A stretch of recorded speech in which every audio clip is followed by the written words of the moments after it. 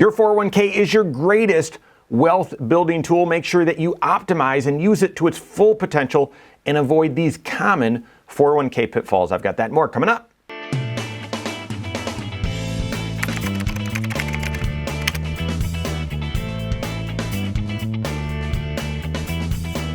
My name is Mike Bernard. I'm the host of the Wise Money Show. I'm also one of the certified financial planners right here at Korhorn Financial Group. Make sure you hit that subscribe button, turn on notifications, and smash that thumbs up button. That's right, your 401k is your greatest wealth building tool. For most of us, it's the most common employer-sponsored retirement plan out there. That's one. But two, when you look at the different tax shelters that you can contribute to, the 401k shares the largest contribution limit. $23,000 is what you can stuff in there or redirect from income into asset in the year 2024. Another $7,500 if you're age 50 or older. So you can put a lot of money into your 401k, and then when you invest it, you have the potential for those assets, those savings to grow, compound for your financial future. When you look at the assets that you own, cash and your house and vehicles even, and then your retirement investments,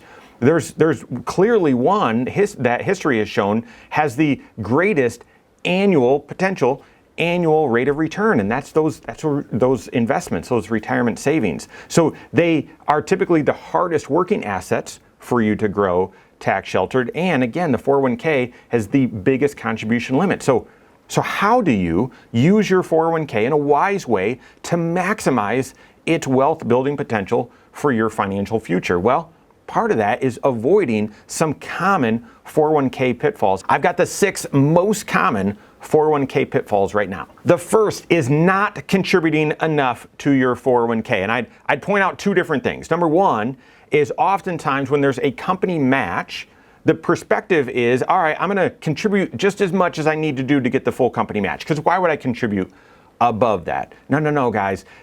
Getting the full company match, that's the minimum that you should contribute, not the maximum. It's your retirement, not your employer's. If they're willing to give you a match or make a contribution for you, fantastic. That's great. But contribute at least as much as getting that full company match, but ideally you contribute a lot more than that. That's the first perspective. But the second is, well, then how much should you contribute?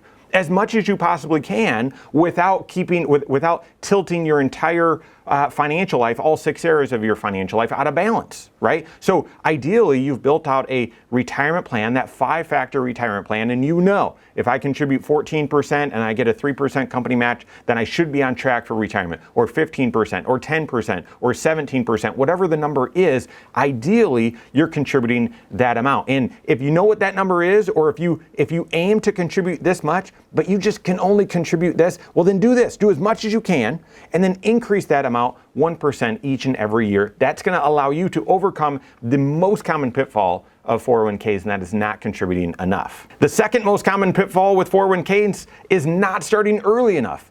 Not starting early enough. That is the most common phrase that we hear when new folks come into our offices to start financial planning. They often say, at 45 minutes or so into the first conversation, oh gosh, I wish I would have started this sooner. Well, we all feel that way. And especially when you're young at your first employer, there's all sorts of reasons why you may not start contributing to your 401k right away. Retirement's the last thing on your mind. There's a lot of financial priorities that you're juggling. So wherever that hits you right now, this is the youngest opportunity that you have any influence over. So if you're not contributing as much as you want or as much as you need to, make a change right now and start contributing as much as you can right now, overcoming this second 401k pitfall. Third most common 401k pitfall is not being aggressive enough with your investment decisions. Most people should be allocated in a more aggressive position, having more dollars in stocks and less to bonds the younger that you are. And then as you get closer and closer to retirement, you tend to reduce the risk. Within 401ks though, however, there's a tendency as you are investing, you start seeing some of that volatility on your statement. And during periods where, the market's going up, that's great. But when you see those inevitable time periods where the market goes down, there's this switch that's flipped in your brain where you look and you sort of view it as, well, I contributed $1,000 to my 401k. My 401k went down by $2,000, so therefore I just flushed money down the drain. Therefore, I need to stop. I need to reduce the risk within the investments in my 401k. And you view your 401k statement more like a checking account statement or a bank account statement. When you see the balance decline, that money's gone. Not so with the 401k. As you're contributing, you're buying more shares. And therefore, when you look at the inevitable time periods where there's volatility or the balance goes down, know that you're buying more shares. And when the inevitable recovery occurs, you've got more shares that will all appreciate in price during that rebound. And therefore, that will allow you to overcome this common pitfall of deviating from your overall investment approach and going low risk too early with your 401k. That dovetails right into the fourth most common pitfall within 401ks, and that is not being diversified with your investments. This is most common if within your 401k you have the ability to invest in your company stock. We oftentimes see people where they allocate and invest a disproportionate amount of their 401k in that one company, and think about it. That company, that's where you rely on your income and oftentimes your benefits like health insurance. But then if it's also got the lion's share of your investments, you have a lot of your wealth and financial livelihood at stake with one company, and therefore diversifying makes more sense.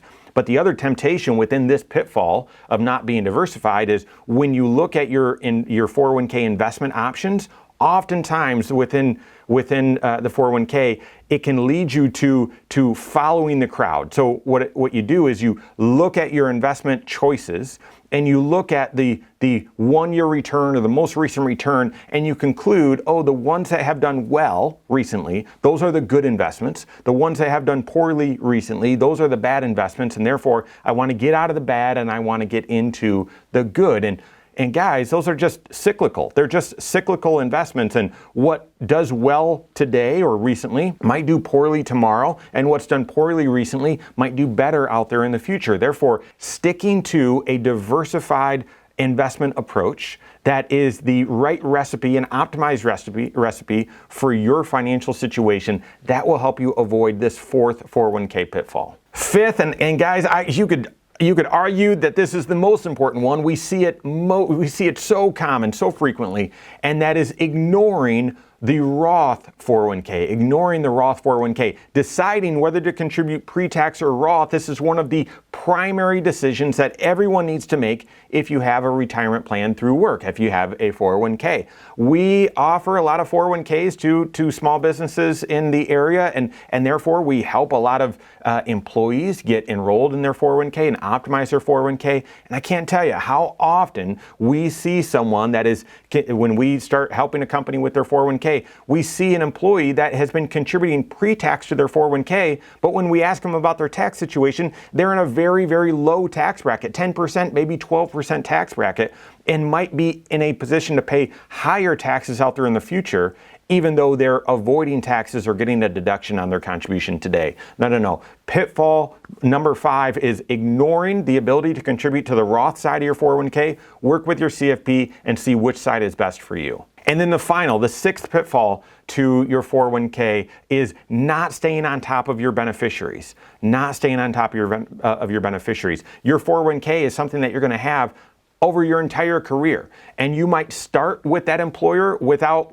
being married, without any kids. Then you might get married, and if you fail to update your beneficiary, or maybe if you start a family and you fail to update your beneficiary, pretty soon those instructions as to what would happen with those dollars if something happened to you are very different than what your actual intentions would be. So stay on top of your 401k beneficiaries. Review that on an ongoing basis, at least every other year. That's the cadence, that's the pattern that we use with our clients, so that you check in and do the fire drill to make sure, well, if something happened to you, who would receive these dollars? That allows you to overcome this 6th 401k pitfall. All right, well, there you have it. Overcoming those 401k pitfalls will help you continue to use that 401k to its full wealth building potential for your financial future. Work with your certified financial planner on that. If you don't have a CFP on your team, you can contact one on my team. Find us online, Korhorn.com. That's Korhorn with K, wisemoneyshow.com. You can find us there as well, or send us an email, info@korhorn.com. All right, there you have it. Go out and take your next wise step in your financial life.